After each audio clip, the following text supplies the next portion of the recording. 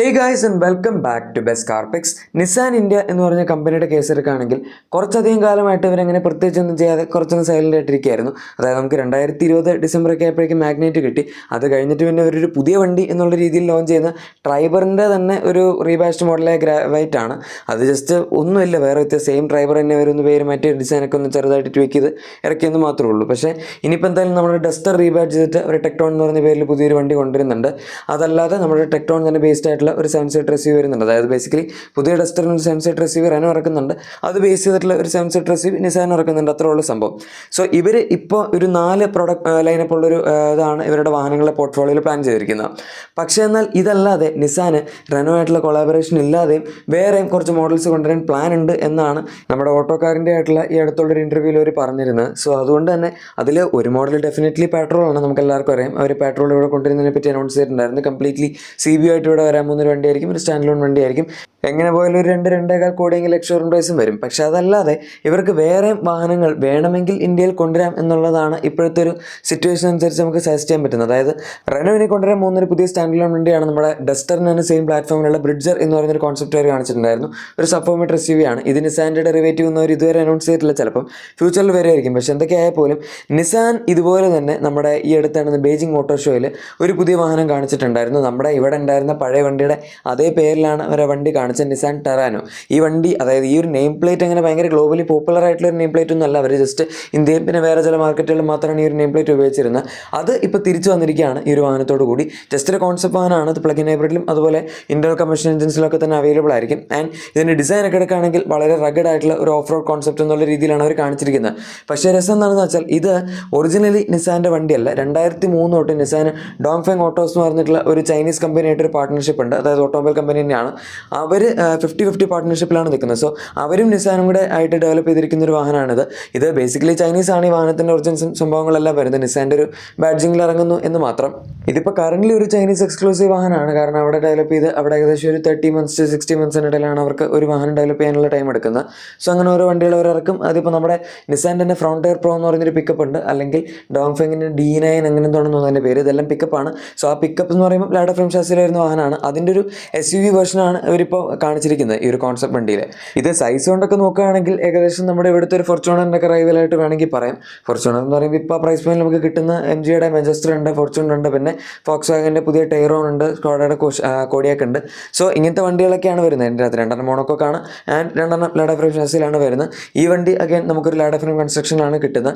പക്ഷേ ഇപ്പോഴത്തെ റിപ്പോർട്ട്സ് അനുസരിച്ച് ഈ വണ്ടിയും അവർക്ക് ഇന്ത്യയിൽ കൊണ്ടുവരാൻ ഒരു പ്ലാൻ ഉള്ളതായിട്ടാണ് അറിയാൻ സാധിച്ചത്. ഇത് തന്നെ ആവണമെന്നില്ല, അവരൊരു വേറെ വണ്ടി അവരുടെ രീതിയിലായിട്ട്, അതായത് നിസാന് സ്വന്തമായിട്ടുള്ളൊരു വണ്ടി എന്നുള്ള രീതിയിൽ കൊണ്ടുവരും എന്നും പറയുന്നുണ്ടായിരുന്നു പെട്രോൾ അല്ലാതെ.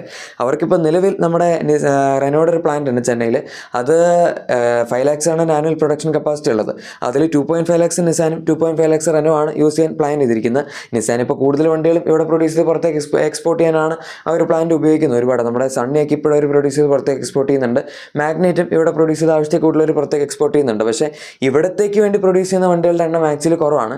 ഈ 2.5 ലക്ഷം ആനുവൽ കപ്പാസിറ്റി എന്ന് പറയുമ്പോൾ അതിൻ്റെ പകുതി പോലും അവർ യൂട്ടിലൈസ് ചെയ്യുന്നില്ല എന്നുള്ളതാണ് എൻ്റെ ഒരു അറിവ്. സോ അതൊക്കെ യൂട്ടിലൈസ് ചെയ്യുകയാണെങ്കിൽ അവർക്ക് ഇന്ത്യയിൽ കുറച്ചധികം ഇൻവെസ്റ്റ്മെൻറ്റ് വേണ്ടി വരും. ഇതുപോലെ അല്ലെങ്കിൽ എന്തെങ്കിലും ഒരു വണ്ടീന് ഇന്ത്യയിൽ സ്റ്റാൻഡ് ലോൺ ആയിട്ട് ഇവിടെ തന്നെ പ്രൊഡ്യൂസ് ചെയ്ത് ഇറക്കണമെന്നുണ്ടെങ്കിൽ പക്ഷേ അവർക്ക് വേണമെങ്കിൽ ചെയ്യാവുന്ന ഒരു സംഭവമാണ്. പക്ഷേ അങ്ങനെ ഇറക്കാനാണ് ഞാൻ ഇത്രയും വലിയ വണ്ടി ഇറക്കണം എന്നവരോട് പറയില്ല. ഞാൻ പറയുന്നത് അവർ കേൾക്കുന്നല്ല. പക്ഷേ എന്നാലും ഒരു ഇതുപോലെ എടുക്കുകയാണെങ്കിൽ, മാർക്കറ്റ് അനാലിസിസ് പോലെ എടുക്കുകയാണെങ്കിൽ, ഇത്രയും വലിയ വണ്ടി അവരിവിടെ കഷ്ടപ്പെട്ട് ലോക്കലൈസ് ചെയ്ത് ഇറക്കിയാലും അധികം സെയിലൊന്നും കിട്ടാൻ പോകുന്നില്ല. കാരണം ഫോർച്യൂണറിൻ്റെ ഒരു സെഗ്മെൻറ്റ് എന്ന് പറഞ്ഞു കഴിഞ്ഞാൽ നിസാൻ്റെ ഇപ്പോഴത്തെ ഇന്ത്യയിലൊരു ബ്രാൻഡ് വാല്യൂ വെച്ച് അവർക്ക് ഇപ്പോൾ പ്രൈസ് കുറച്ച് ഇറക്കിയാലും പിടിക്കാൻ കുറച്ച് പാടായിരിക്കും.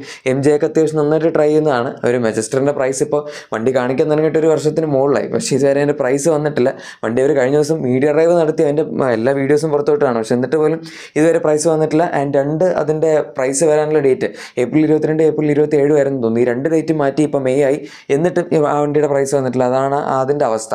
സോ ഫോർച്യൂണറിന് എന്തുമാത്രം പിടിപാടാണ് ഇപ്പോൾ ഒരു സെഗ്മെൻറ്റുള്ളത് എന്ന് നമുക്ക് മനസ്സിലാക്കാവുന്നുള്ളൂ. പണ്ട് എൻ്റെ ഉണ്ടായിരുന്ന സമയത്ത് ഇത്രയും പിടിപാടില്ലായിരുന്നു. കുറച്ചൊക്കെ ആൾക്കാർ എൻ്റെ അടുത്ത് അങ്ങ് പോയേനെ. പക്ഷേ ഇപ്പോൾ എന്തായാലും അങ്ങനെയാണ് അതിൻ്റെ അവസ്ഥ.